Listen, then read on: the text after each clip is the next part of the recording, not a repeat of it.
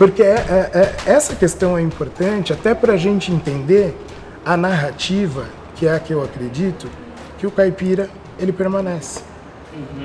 Que se ele não estivesse estabelecendo diálogos com a realidade nacional, não somente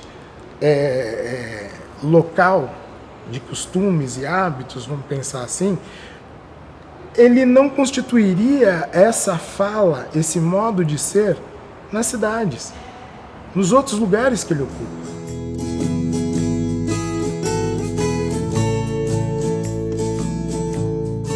Então a gente continuaria preso? Não.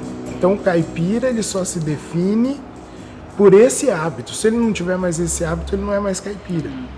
Por esse costume. E esse costume, tanto ele dialoga, tanto ele integra a formação do povo brasileiro, que o caipira está em todos os lugares. Então eu sou um defensor da ideia do caipira estar na cidade, sim. Porque ele levou os afetos de gostar do campo. Ele levou características de uma boa prosa, de guardar esse olhar bucólico para a vida, da fé, uma fé mais ingênua. Ingênua não é no sentido de ignorante, não. Ingênua de perceber Deus e sentir Deus em diferentes contextos da sua vida. Não precisa uma grande uma estruturação teórica muito complexa para ele firmar-se na fé, onde ele vai ter lá a imagem de Nossa Senhora Aparecida, ele vai trazer isso, mesmo morando numa casa da cidade, ele tem lá o São Benedito em cima da geladeira, ele tem a Nossa Senhora Aparecida ali como ato devocional. E eu diria mais, mesmo esse que já não é mais próximo do universo católico, que é do universo evangélico, mas que também leva essa fé bastante singela, bastante direta, não? E tudo se volta a Deus, coloca o joelho no chão, acreditar numa força maior. Por isso ele tende a respeitar um pouco mais a natureza. E aí a gente vai para outro aspecto importante, né? Que é essa dimensão dialógica e entender que esse sujeito caipira são todos esses sujeitos que eu falei lá atrás, né? Próximos do mato, que levam esse mato para a cidade. Esse sujeito independe de condição social. E ele tem que ser entendido dessa forma. É o sujeito que foi morar na periferia de São Paulo. É o sujeito que mesmo estando lá na capital paulista, seja num apartamento, seja numa casinha na periferia, ele vai querer fazer sua hortinha. Ele vai, se ele pode ter um quintalzinho, já bota logo uma galinha ali para pegar uns ovinhos ali. Essa sensação do campo. Se ele não consegue, ele mora num apartamento, ele não consegue ter uma horta, ele não pode ter galinha, ele vai fazer algum lugar que ele vai plantar ali algumas ervas aromáticas, um temperinho, para ter esse gosto de pôr a mão na terra.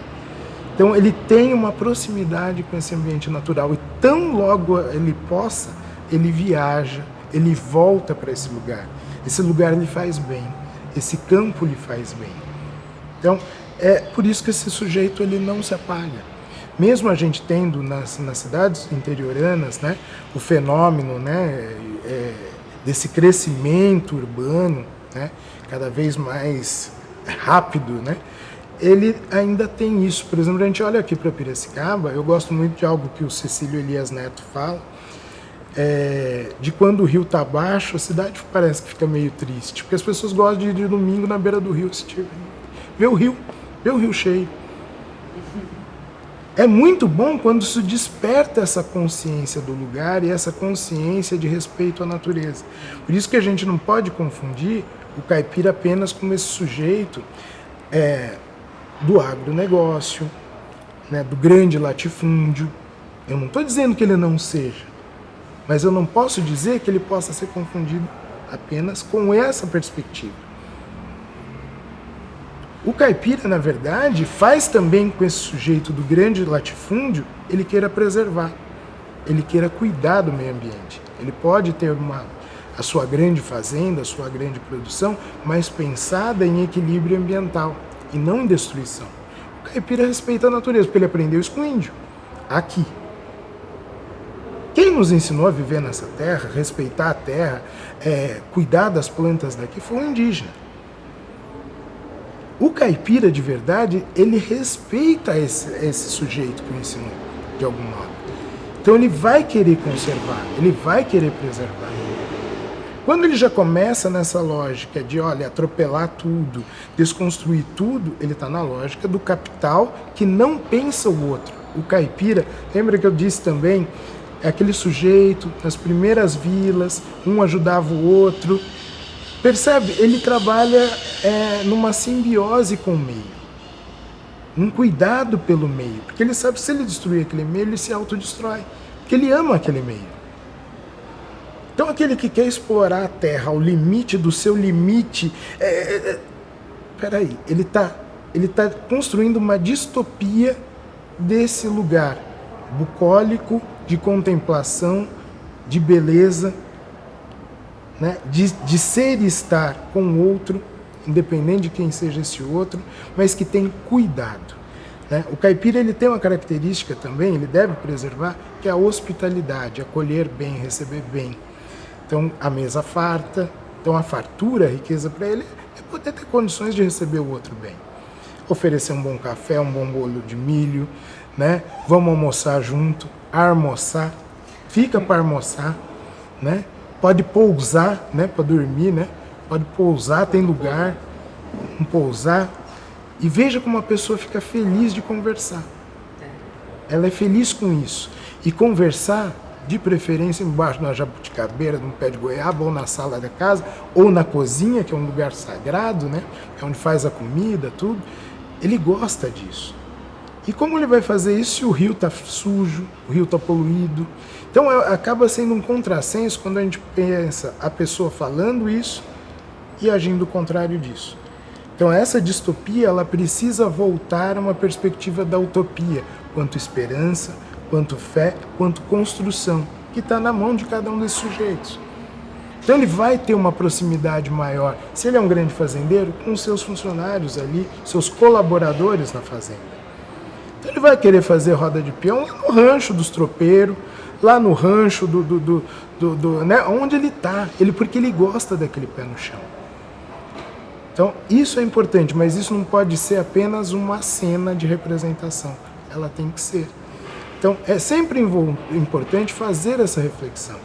O diálogo da música caipira com diferentes universos, né? Essa música, né, feita da viola, essa música feita com a sanfona, nesse universo rural, lá do início, hoje dialogando com guitarra distorcida, dialogando com contrabaixo, grandes shows, com muita luz, que é um fenômeno da construção da indústria cultural, como um dia teorizou Adorno, né? Theodor Adorno chamou de indústria cultural, não sei se ainda prevalece esse nome, mas que virou realmente um grande espaço de apresentação e representação de muitos falares.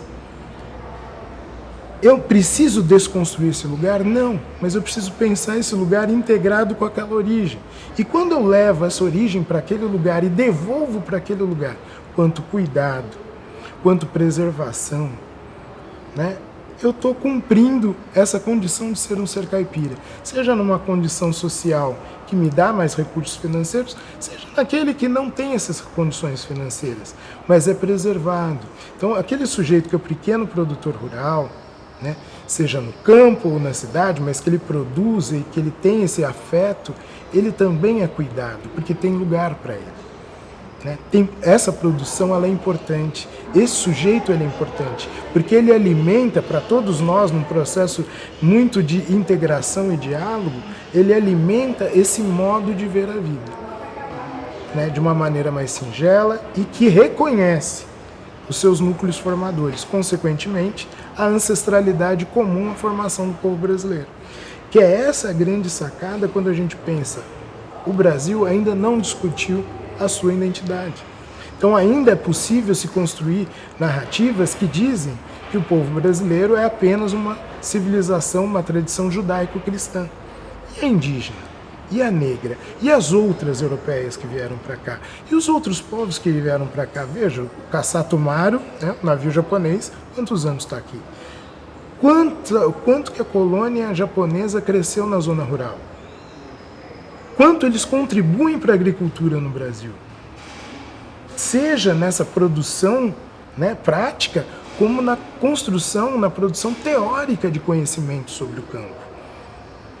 Então são muitas coisas que precisam ser analisadas para a gente entender que ninguém tem o monopólio dessa narrativa. E aí, um livro que eu aconselharia para as pessoas, de uma maneira muito singela, escrito por Cornélio Pires, Conversas ao Pé do Fogo, onde lá atrás ele já fala o caipira, né, o descendente direto ali, mais próximo do indígena, o caipira negro, o caipira mulato, o caipira branco, ele vai falando desses sujeitos. E esses sujeitos, quando se compreendem a partir dessa perspectiva em comum do ser caipira, que, como disse, é uma narrativa que ainda está sendo feita, mas ela tem uma base original que a gente consegue analisar, pegar, tocar e sentir, que é essa construção histórica, e a história continua, ele nos dá uma origem. Ele nos dá um lugar de encontros, que apesar das dificuldades, eu uso muito o exemplo do cururu, né? Então o racismo existe no núcleo caipira, né? Mas quando eu uso o exemplo do cururu, que é um gênero musical muito desenvolvido aqui por todo o oeste paulista, né? A região do Médio Tietê, Sorocaba, indo, né, Tatuí, Piracicaba e por aí vai, nós temos lá os cantadores negros e brancos do cururu. Aparecia ali a conotação racial da origem étnica de cada um.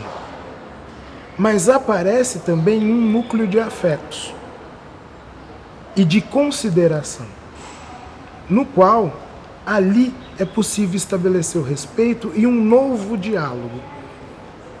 Um diálogo que, atualizado para esse momento, já onde a gente tem aí o reconhecimento cada vez maior da presença da mulher, da presença das diferenças étnicas, né, de cada um, dessas figuras que compõem, né, a humanidade, essa humanidade localizada, nós temos ali um ponto de apoio que permite um diálogo em que isso possa ser levado ao respeito e que aquilo que falhou, que não foi legal, mas mesmo assim existiu, possa ser retomado a partir do afeto e construído em novas pontes, em que a gente se reconheça como pessoas, como brasileiros, como caipiras, a partir daquilo que eu porto, de uma ancestralidade étnica anterior, mas que serviu para construir esse algo, que é o Brasil que nós temos hoje, que é o estado de São Paulo, que é o estado de Minas, que é o estado de Goiás, e que estão todos esses sujeitos. Então, o olhar eugenista para a história e para a cultura e para o povo brasileiro é um olhar bastante ingênuo da história, né? E é um olhar que não só ele é destruidor, como ele é incapaz de se realizar em plenitude no Brasil. E que bom que é assim. Porque não existe essa ideia de uma raça pura, uma etnia melhor. O pensamento eugenista, quando olhado para o universo caipira, permitiu a construção de um Jeca Tatu, que olhou o caipira como um ser atrasado. Então a gente precisa fazer a ponte contrária disso. É um sujeito do campo que traz saberes de proximidade com a natureza que se perdem quando a gente tem uma dimensão apenas muito mecânica, racionalista das coisas. E que nos distanciamos do lugar comum, da grande terra-mãe, que nos alimenta, nos cuida e recebe os nossos corpos quando morremos, né? Ou mesmo quando é cremado, é a natureza que faz isso, é o fogo. É um elemento, é uma força da natureza. Então a gente não está desligado da natureza. Essa é outra perspectiva que a gente tem que sempre lembrar. O ser humano não está acima da natureza, ele é a natureza. E a responsabilidade dele é ser cuidador disso. Ele também é, ele está.